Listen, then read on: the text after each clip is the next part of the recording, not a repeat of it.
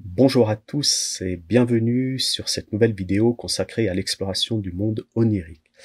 Aujourd'hui, je vous propose d'aborder la question des personnages de rêve, à savoir qui ils sont et puis aussi d'où ils viennent. On regarde ça dans quelques secondes, juste après le générique.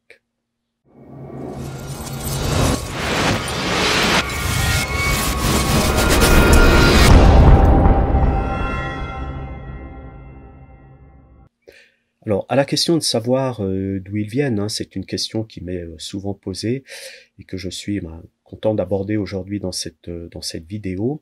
Je dirais assez simplement que ce sont des entités qui vivent dans nos univers intérieurs.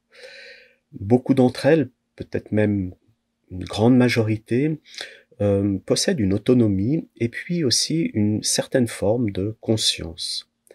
Et ces personnages de rêve, que je nomme aussi PR, si vous m'entendez employer cet acronyme, ces personnages de rêve, on peut les classer en deux grandes familles distinctes en fonction de leur origine. Alors d'abord, il y a ceux que j'ai baptisés des PR endogènes.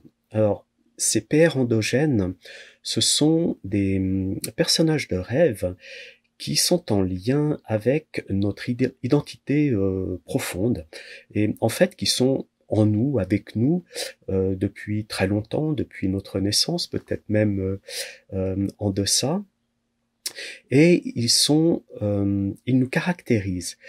Et ils sont nés en fait du fractionnement de notre psychisme, et vous l'aurez compris, quelque part, ils représentent les différentes facettes de notre personnalité, de notre caractère, de notre tempérament.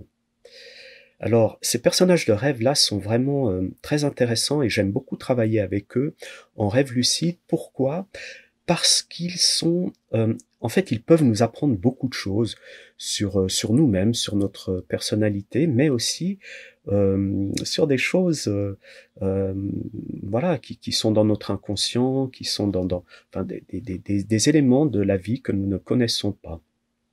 Et c'est vraiment très intéressant de travailler avec ces PR, notamment ceux qui proviennent, je dirais, des strates les plus éloignées de notre conscience, c'est-à-dire c'est ceux qui sont vraiment assez loin et profonds dans notre inconscient et qui ont accès à des éléments, à du contenu dont nous, lorsque nous sommes euh, en toute conscience, enfin dans la vie de tous les jours, nous n'avons pas accès. Vraiment, c'est des personnages de rêve que j'honore souvent dans mes rêves lucides.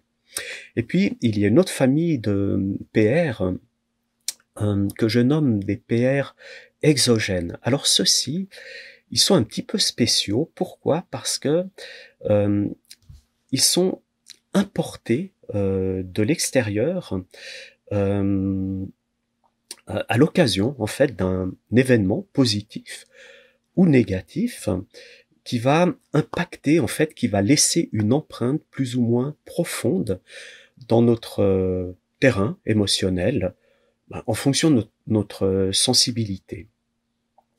Et ces PR, donc, qui sont importés de l'extérieur, c'est en fait comme si c'était des éléments exogènes qui viennent coloniser un petit peu notre monde intérieur. Alors, quand c'est des bons PR, entre guillemets, des PR qui sont issus d'une situation positive, comme le fait de tomber amoureux, un mariage, trouver un nouveau job, enfin vraiment toutes ces situations qui peuvent générer des personnages de rêve positifs, c'est super.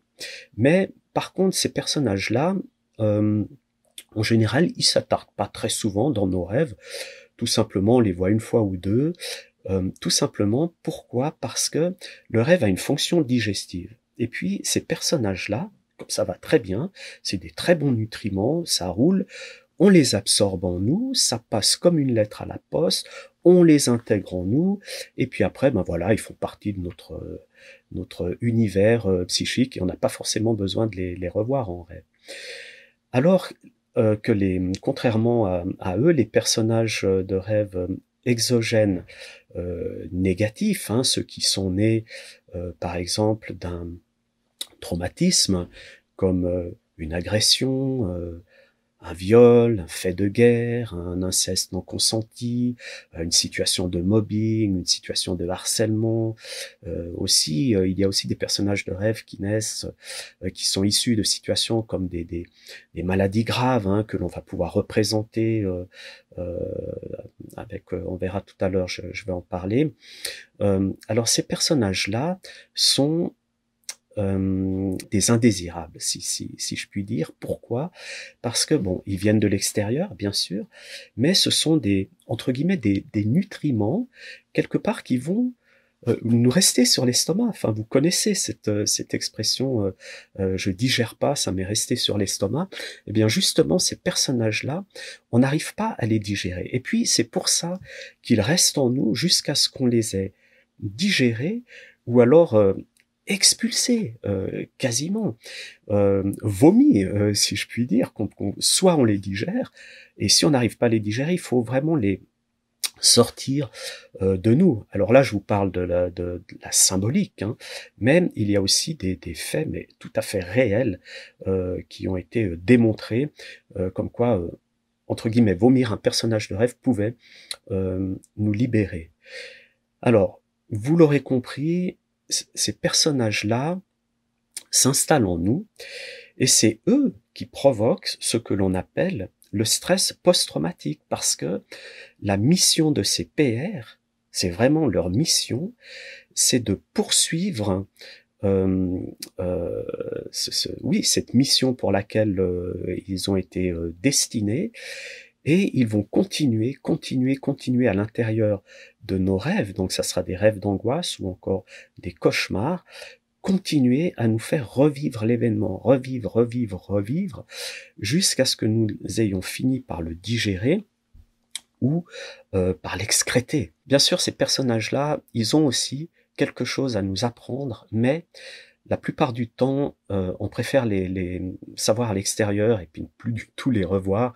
Et dans le cadre de mes activités, je dirais que, on va dire, aller entre 60 et 70% des personnes qui font appel à mes services, justement me demandent, mais Monsieur Viaco, mais comment on fait pour se débarrasser de ces trucs?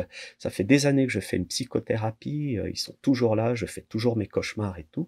Et c'est là où vraiment le rêve lucide devient très intéressant. Pourquoi? Parce que euh, couplé à une psychothérapie, hein, ou pas, parce qu'il y a certains événements qui sont pas trop graves, qu'on peut gérer à travers le rêve lucide, mais il devient extrêmement facile de pouvoir se débarrasser de ces personnages. Sauf si c'est un énorme traumatisme, hein, vraiment là, ça prendra un petit peu plus de temps.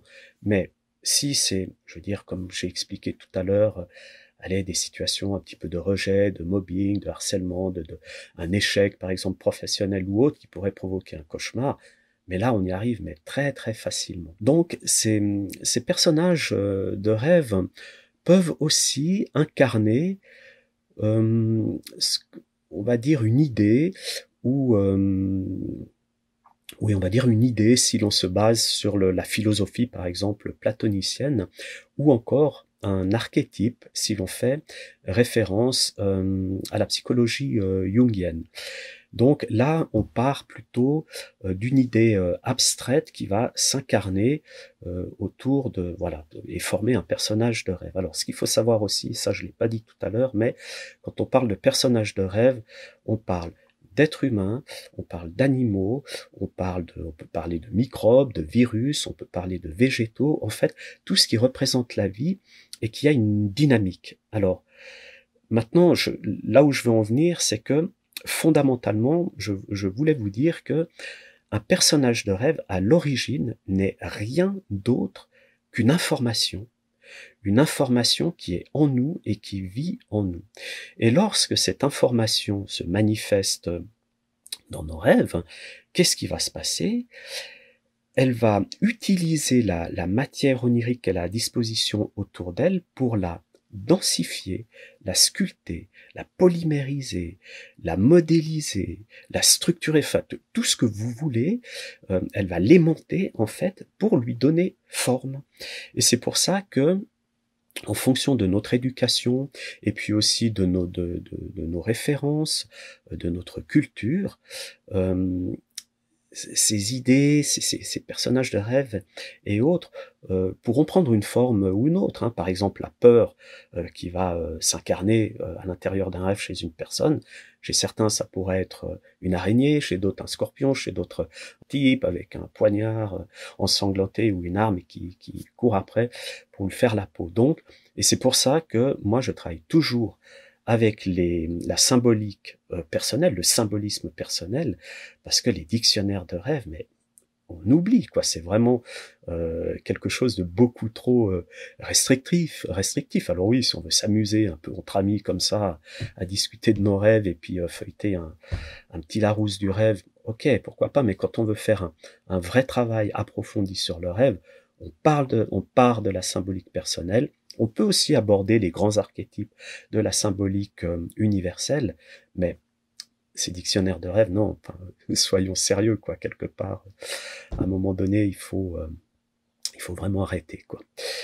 On peut partir du principe qu'un PR, c'est un avatar onirique, voilà, qui va faire sa vie, à l'intérieur du rêve, mais aussi, une fois que le rêve se termine, le PR va continuer, et ça on verra aussi dans la deuxième vidéo, à savoir mais qu'est-ce qu'ils font pendant la journée, pendant qu'on est au travail, pendant qu'on mange, pendant qu'on est en famille, ils sont toujours là et puis ils continuent leur job.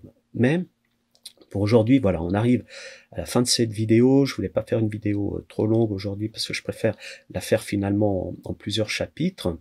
Mais en tout cas, moi, ce que je vous propose, vraiment je vous propose, c'est aussi une démarche, hein, pour devenir de plus en plus conscient dans ses rêves et dans son sommeil. C'est déjà, vous, de vous poser chaque matin, quand vous vous réveillez, si vous vous souvenez de vos rêves, la question des personnages que vous avez croisés et vous dire est-ce que c'était plutôt endogène celui-là? Est-ce qu'il était plutôt exogène? Est-ce qu'il était plutôt positif? Est-ce qu'il était plutôt négatif? Est-ce que c'était vraiment un personnage de rêve objectif qui représentait une personne que je connais? Ou est-ce que c'était plutôt de la symbolique, de la métaphore? Enfin, vraiment vous posez tout un tas de questions par rapport aux personnages que vous rencontrez, puis vous verrez, le fait d'avoir cet objectif, ça va vraiment vous permettre déjà de mieux vous souvenir de vos rêves, et puis d'avoir cette volonté en fait d'amener de la conscience de l'état de veille à l'intérieur du rêve, et progressivement. Alors bien sûr, ça peut prendre du temps, et puis après on va travailler avec les techniques, hein, on va aussi les aborder pour soutenir un petit peu le travail que l'on fait, mais vraiment je vous encourage vraiment à travailler là-dessus. Voilà. Donc en tout cas, merci de m'avoir écouté jusqu'au bout. Je suis toujours voilà, content d'avoir vos retours. J'ai vu que certaines personnes ont déjà mis des commentaires sur ma première vidéo, alors vraiment je les remercie. Et puis alors n'oubliez pas, si vous avez apprécié le contenu, de mettre un j'aime.